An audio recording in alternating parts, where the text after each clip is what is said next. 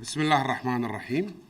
اليوم كان اجتماع اللجنة البيئية رقم 21، ناقشنا فيه استمرار التلوث اللي صاير في جول الكويت، وللأسف الشديد كل يوم نكتشف مشاكل كبيرة.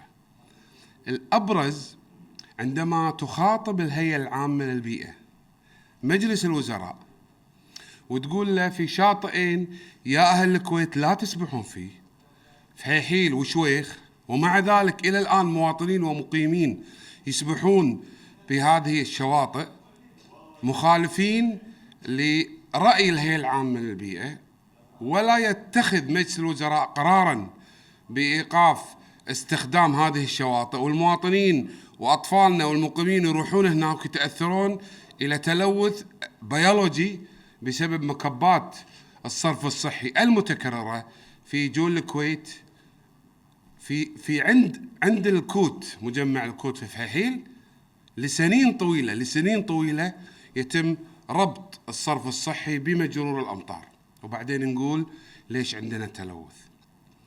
المصيبة الثانية اللي صايرة بالأحمدية الصناعية بأمغرة، اكتشفت وزارة الأشغال تلوث كيميائي، يعني سموم كيميائية تلقى في المجارير الأمطار ومنها إلى بحر الكويت في جول الكويت. واكتشفت للأسف الشديد المفروض يكون الأويل جريس أند أويل اللي هو المواد الدهنية والنفطية المفروض تكون صفر، التي تلقى في جول الكويت وصلت إلى 20 و18 و15، وهذه كلها ضد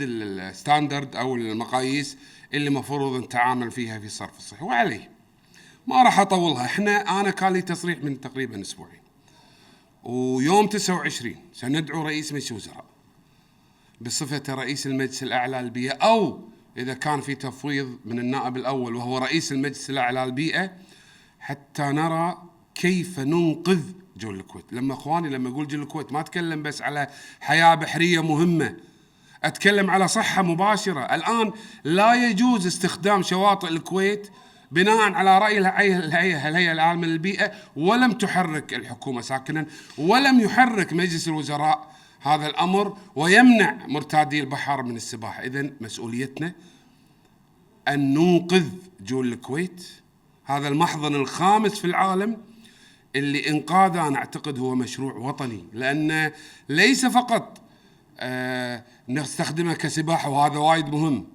إيش عندنا إحنا بالكويت من السباحة غير البحر؟ عندنا بحر جميل حنا قاعد ندمره بإيدنا، عندنا حياة بحرية ممتازة حنا قاعد ندمرها بإيدنا. ولذلك يوم 29 سندعو الوزراء، وأتمنى الكل يحضر، لأن قضية تلوث جول الكويت يمرة كل من يقطها من حضنه. الأشغال تقول أنا مالي شغل، أنا مسؤول عن المناهيل، لكن مسؤول عن من يلقي منها صرف صناعي.